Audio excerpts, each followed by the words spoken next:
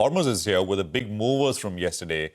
That is Friday, the last session, and what lay behind the price action. Hormuz, over to you. Good morning, Prashant. And a lot of metal stocks were in focus all through last week, and Hindustan Zinc was no different. It was the best week that the stock had since May of last year. 13% gain over the last week that you saw. The third straight day where over 1 crore and more shares were traded in a single trading session for Hindustan Zinc. Friday's volumes were the highest in 6 months, with almost 4 crore shares being traded. The 20-day average of close to 60 lakh shares. And out of those 4 crore shares, only 85.5 lakh shares were marked for delivery, and that is 4x of the 20-day average of close to 21 lakh shares. Now, the stock is still down around 30% from its record highs of around 807 that it had hit in May of last year, but still, of course, falls into that category of low free float stocks. Transformers and Rectifiers is another name. It's been an underperformer, but it was among the top gainers in the broader markets on Friday.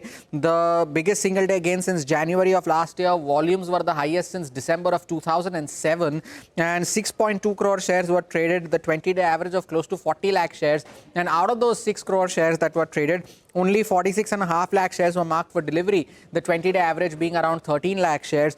And Friday's turnover, nearly 60% of its free float market cap, and the stock down nearly 60% from its 52-week high, which is close to 650 rupees. And lastly, Walchandnagar was another mover in the broader markets, the biggest single-day gain that the stock saw since December of 21.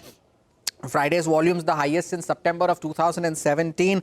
Volumes were the sum total of the last 28 sessions put together, with over 70 lakh shares that were traded. The 20-day average is only 3 lakh shares here.